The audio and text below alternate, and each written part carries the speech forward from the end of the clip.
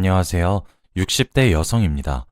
원래는 영어 교사 일을 하다가 정년퇴직을 하고 지금은 일을 쉬고 있어요. 아마 제가 지금 쓰게 될 이야기를 못 믿으실 분들이 많을 것 같아요. 저도 이해합니다. 다른 사람이 저한테 와서 말해도 쉽게 믿기 힘든 얘기니까요. 전 남편을 꿈속에서 처음 만났습니다. 미친 소리 아니고요. 정말 진짜입니다. 저는 예지몽을 꿔요. 매일같이 꾸는 것도 아니고 일정한 주기가 있는 것도 아니고 몇 년에 한 번 꿀 때도 있고 일주일에 두 번 꾼 적도 있습니다. 그냥 제 주변에서 언젠가 일어날 일을 무작위로 꿔요. 그게 언젠지는 저도 모르고요. 영화나 드라마에 나오는 것처럼 전지전능하고 예언을 하니마니 이런 수준도 못 돼요. 처음 예지몽을 꾼 건 제가 기억하기로 8살이에요. 어느 날 꿈을 꿨는데 꿈속에서 부모님이 두 분 다 울고 계시고 집 전체에 새빨간 포스트잇 같은 게 붙어 있는 겁니다.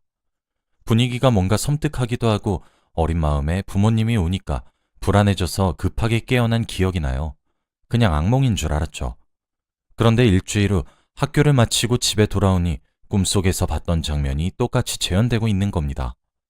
아버지는 머리가 아프다는 듯 이마를 부여잡고 계시고 엄마는 집에 돌아와 당황한 채로 굳어있는 저를 안으면서 어떡하냐고 우시고요. 맞아요. 집안이 망한 거죠. 그 전까지만 해도 저희 집은 꽤 잘 사는 편이었어요. 아버지가 하시는 사업이 승승장구하는 중이었고 외할아버지께서도 시골이긴 하지만 지역 유지셔서 나름 명망 있는 집안에 부족함 없이 자랐었어요. 상심해서 어떻게 하면 좋을지 고민하고 계시는 부모님께 차마 이걸 꿈에서 봤다고 말할 수가 없었어요. 8살이었지만 제가 감히 끼어들 분위기가 아니란 걸 알 수 있었거든요. 외할아버지께 도움을 청하자고 어머니가 말했지만 아버지는 자존심 때문이었는지 극구 반대하셨다고 해요. 결국 저희 집은 좁디 좁은 단칸방으로 이사가게 되었습니다. 온수는커녕 겨울에는 아예 수도관이 얼어 물이 안 나오기도 하는 그런 집이요. 화목했던 저희 집은 이제 온데간데 없었어요. 부모님은 매일같이 싸우시고 아버지는 일자리를 구할 생각도 없이 술이나 마시면서 집에 눌러앉게 됐죠. 생활력이 없던 어머니가 결국 가장이 되었어요. 태어나서 나한테 처음 부려지면서 설거지를 하시고 부업으로 삭바느질도 하시고 정말 힘들게 살았죠. 그런데 또 꿈을 꾸게 되었어요. 이번엔 저랑 엄마, 외할아버지, 외할머니가 분위기 좋은 고급 레스토랑에 앉아 식사를 하고 있는 거예요. 눈앞에 테이블에는 온갖 진수성찬이 차려져 있고요. 외할아버지께서 말씀하시는 걸 끝으로 꿈에서 깨어났어요. 우리 네 가족 이제 행복할 일만 남은 거다. 그동안 고생 많았다. 다 잊고 새로 시작하자꾸나. 우리 네 가족? 뭔가 이상했어요. 그 자리에 아버지가 안 계셨거든요. 하지만 그때까지도 저는 예지몽일 거라고는 생각하지 않았어요. 단지 꿈속 진수성찬을 전부 하나씩 맛보지 못한 아쉬움만 남았을 뿐이었죠. 그렇게 3개월이 흘렀습니다. 지금도 똑똑히 기억나요. 그날 있었던 일이요. 학교에 다녀왔다가 낮잠 자고 밤늦게 잠에서 깼는데 아버지가 잠에서 깬 저를 보고는 이불을 덮어주며 더 자라고 하는 거예요. 아버진 잠시 나갈 곳이 있다며 잠 깨어서 미안하다고 하고 사라졌죠. 그리고 저는 금방 다시 잠든 것 같아요. 그리고 다시 눈을 뜬 건 새벽까지 식당에서 일하고 아침에 돌아온 엄마가 절 깨운 후였어요. 엄마가 울면서 아빠 어디 갔냐고 찾더라고요. 심상치 않은 분위기에 저는 아빠 어제 볼일 있다고 해서 밤에 나갔어 하고 대답했죠. 그랬더니 엄마가 더 크게 소리내서 엉엉 우시는 거예요. 주위를 둘러보니 옷장에 옷가지가 마구잡이로 파헤쳐져 있고 엄마가 결혼할 때 들고 온 황금돼지는 사라져 있었고 원앙 조각은 깨져 있었어요.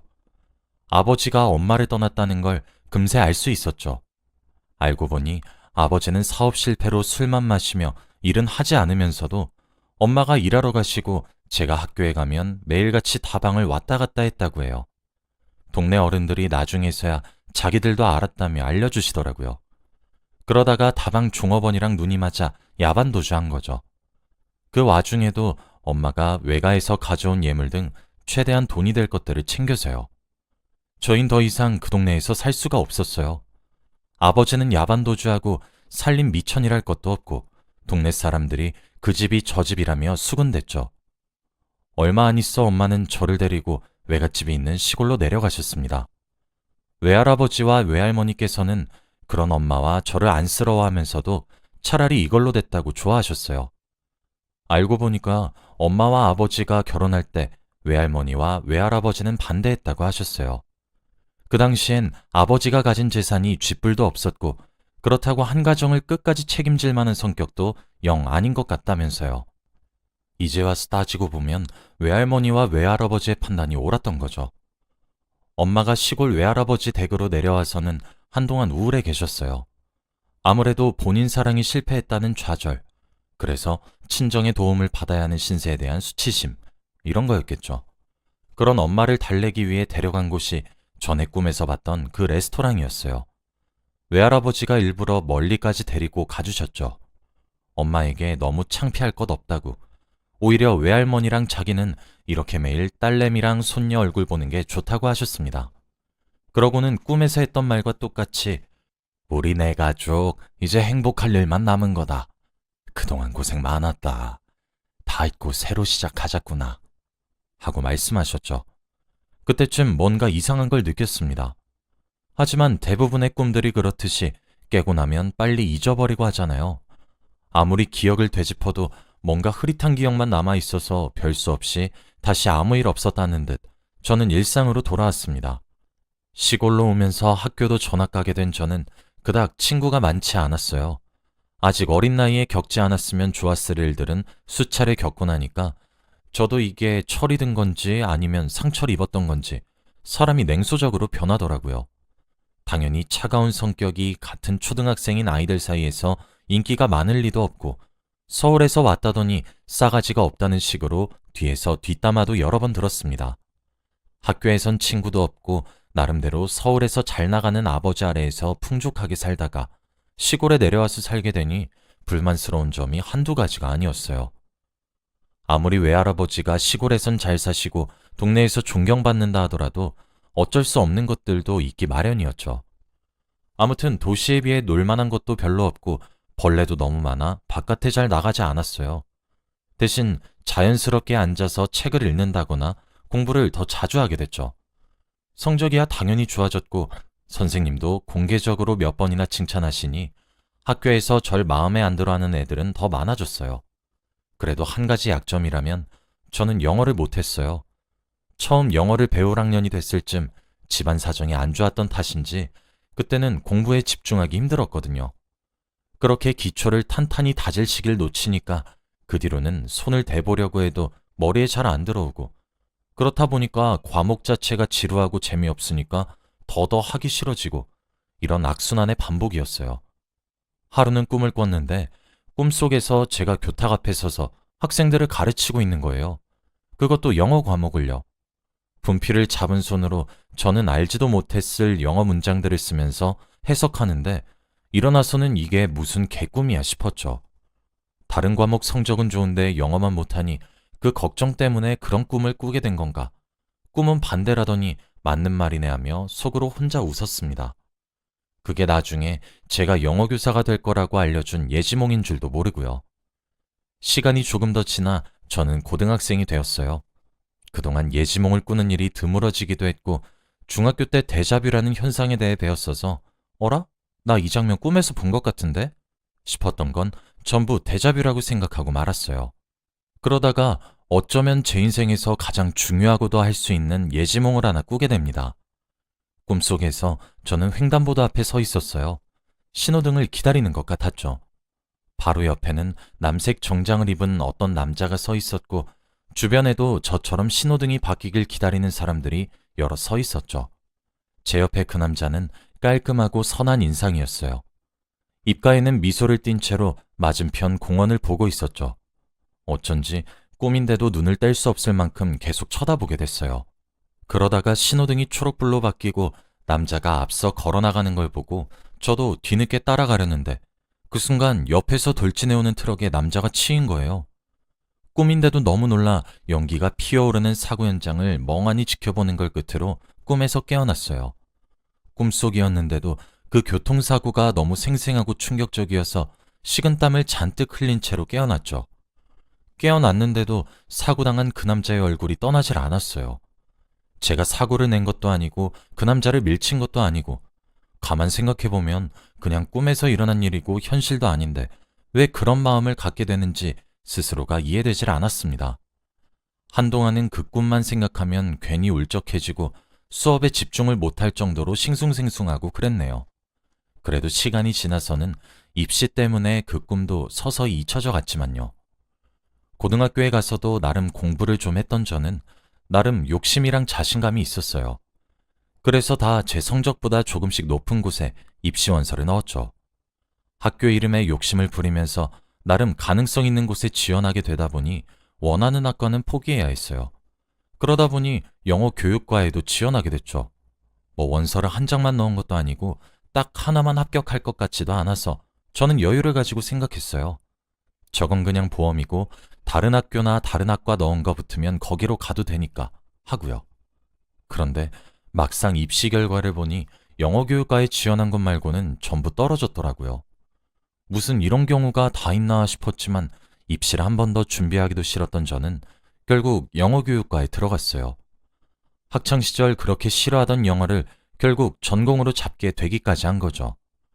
대학교에 진학해서는 영어가 싫었지만 그래도 열심히 하긴 했어요. 그냥 대학까지 와버린 거 내가 할 수 있는 일에나 집중하자 이런 마음가짐이었죠. 그렇게 살다 보니 저는 어느새 영어 교사로 일하고 있더라고요. 그때가 제 나이 26살이었습니다. 대학을 다니게 되면서 저는 시골 외할아버지 집을 떠나 다른 지역에서 혼자 살고 있었어요. 엄마는 제가 대학을 졸업하고 시골에 다시 돌아와서 선생 일을 하길 바라는 눈치였는데 글쎄요. 시골에 살았을 때 특별히 좋았던 기억이 없기도 하고 학교도 훨씬 많은 도시에서 일하는 게 나을 것 같았어요. 그래서 직장도 도시에서 구하게 되었죠. 하루는 걸어서 학교까지 출근하는 길이었어요. 그동안은 아침 일찍 일어나서 출근 준비하는 것만으로도 벅차서 그냥 버스를 타고 출근했거든요. 그런데 그날따라 일찍 일어나기도 했고 요즘 너무 운동을 못했다 싶어 좀 걷기도 할 겸 새로운 길로 걸어가서 학교까지 가고 있었죠. 그러다가 학교 근처 횡단보도에서 신호를 기다리고 있었는데 제 옆에 어떤 남자가 다가와 서는 거예요. 아무 생각 없이 얼굴을 보다가 정말 소리를 지를 뻔했습니다. 그 남자였어요. 제가 고등학생 때 꾼 꿈속에서 교통사고를 당해 죽은 그 남자요. 똑같은 인상, 똑같은 표정, 똑같은 남색 정장. 바쁘게 살면서 잠시 까먹고 있었다지만 다시 보자마자 바로 떠올랐어요. 이 남자가 꿈속의 그 남자가 맞다는 것과 그 남자가 바라보는 횡단보도 맞은편의 공원까지요. 꿈속에서 본 인물, 꿈속에서 본 장소 그대로였어요. 그리고 꿈속에서 본 것과 똑같이 시간이 흘러간다면 이 남자는 조금 뒤 옆에서 오는 트럭에 치여 죽는 거겠죠. 저는 소름이 돋기도 하고 이게 현실인가 싶기도 해서 어떻게 하면 좋을지 몰라 당황하고 있었어요. 불안한 심정으로 맞은편 신호등에 빨간 불빛만 주시하고 있었죠. 이윽고 초록색으로 바뀌더군요. 도저히 사람이 죽는다는 걸 알면서도 방치할 수는 없어서 저는 신호등의 초록빛을 보자마자 그 남자의 발을 세게 잡아당겨 뒤로 물러서게 했어요. 잠시만요 하고 크게 소리치는 동시에 트럭이 엄청 빠른 속도로 저희 눈앞을 지나갔죠. 저와 그 남자의 뒤에 있던 사람들도 제가 크게 소리 지른 탓에 놀라서 발걸음을 뗄 생각을 못했던 것 같아요. 결과적으로 아무도 죽지 않고 아무도 다치지 않았던 거죠. 바로 코앞에 트럭이 지나가고 남자는 깜짝 놀라서 바닥에 털썩 주저앉더라고요. 그러면서 자기 팔을 붙잡고 있던 제 손을 붙잡아 연신 감사합니다, 감사합니다 하며 인사했어요. 하마터면 죽을 뻔했는데 그걸 구해준 거나 다름없으니 그랬던 거겠죠. 저도 놀란 건 마찬가지였어요. 이 일을 통해 제가 가끔 꿨던 꿈들이 정말로 예지몽이었단 걸 처음 알게 된 거였거든요. 단순한 꿈이 아니라 예지몽인 걸 알고 저는 이유 모를 불안감이랑 두려움에 휩싸였어요. 그도 그럴 것이 사람이 죽을 수도 있었는데 예지몽 덕에 살린 거였잖아요. 제가 대체 무슨 이유로 그런 꿈을 꾸게 되는 건지, 이런 식으로 현실이랑 꿈을 어긋나게 만들어버렸는데 별 문제는 없는 건지, 이런 생각 때문에 바쁘게 자리를 피했죠. 그 남자가 절 붙잡았지만 뿌리치고 도망쳤어요. 그땐 완전 패닉 상태였거든요. 그런데 알고 보니까 저희 학교에 육아휴직 때문에 일을 쉬시는 과학 선생님 대신 그날 새로 출근한 과학 선생님이 그 남자였던 거예요. 교무실에서 겨우 진정하고 앉아 있는데 그 남자가 걸어 들어오는 걸 보고 어찌나 놀랬는지. 학교에서 저를 보고 또 깜짝 놀라는데 저도 마찬가지였어요. 그분이 살해를 하려 하는데 괜찮다고 안 다쳐서 다행이라 말하니 죽어도 보답은 해야겠다 하시길래 제게 밥을 사는 걸로 타협을 봤어요. 그렇게 식사도 한번 같이 하고 같은 학년 담당인데다가 나이대도 비슷하니 말이 잘 통하더라고요. 학교에 제 나이 또래의 젊은 선생님들이 많이 없어 친구처럼 의지하고 친하게 지내게 됐어요. 술이라도 같이 마시는 날엔 지겹지도 않은지 제가 자기 생명을 구했다며 평생 고마워할 거라고 그때 일을 두고 말하곤 했죠. 그러면 예지몽에 대해 입이 근질근질하긴 했지만 미친 사람 취급을 받을 것 같아 그냥 조용히 이야기만 듣고 넘어갔습니다. 그러다가 얼마 안 있어 제가 웨딩드레스를 입고 결혼하는 꿈을 꾸게 되었어요. 어렸을 적 도망가서 생사도 모르는 아버지 대신 외할아버지 손을 잡고 입장하고 있었죠. 꿈인데도 결혼식장 조명이 너무 눈부셔서 처음엔 그 길 끝에 누가 있는지 얼굴을 알아보기 힘들었어요. 눈을 잔뜩 찡그리면서 계속 지켜보는데 글쎄 그 과학 선생님인 거 있죠? 또 깜짝 놀라서 꿈에서 깼어요. 하필이면 그때 그 선생님과 저 둘 다 서로에게 호감을 가지고 있던 상태라 뭔가 부끄러웠죠. 이건 과연 예지몽일지 아니면 그냥 그 선생님 생각을 최근에 좀 많이 해서 꾼 개꿈인지 한참을 생각했어요. 결과는 다들 아시다시피 네 맞아요. 예지몽이었어요. 얼마 안 있어 그 선생님에게 고백을 받고 저희는 꽤 오래 학교에서 비밀 연애를 하다가 결국에 결혼을 했어요. 사연을 시작할 때 남편을 꿈에서 처음 봤다는 제 헛소리 기억하시나요? 헛소리가 아니고 정말 사실이에요. 고등학생 때 꾼 꿈에서 남편을 처음 보고 그 꿈을 통해 죽을 수도 있었던 남편을 구하고 마지막엔 결혼까지 하게 된 거죠. 결혼식을 올리며 길끝에 서 있는 남편 얼굴을 현실에서 다시 보니 어찌나 반갑던지요. 어른이 되고부터 예지몽을 꾸는 횟수가 확연히 줄어들긴 했는데 결혼을 하고 난 이후부터는 더 안 꾸게 되더라고요. 어쩌면 제 남편을 살리기 위해 여태 예지몽을 꿔왔던 거였나 이런 생각이 들기도 해요. 무사히 남편을 구했으니 이제 더 꿀 이유가 없는 거죠. 남편은 아직도 자기가 제 예지몽 덕에 살았단 걸 모르고 있어요. 제가 굳이 예지몽 이야기를 하진 않았거든요. 설명하기도 복잡하기도 하고 무엇보다 쉽게 믿기는 어려운 이야기니까요. 남편 말고도 아는 사람이 없어요. 저 혼자만의 비밀입니다. 임신을 했을 때는 우스갯소리로 꿈에서 아기 성별 좀 미리 알려줬으면 했는데 아쉽게도 그런 일은 없었어요.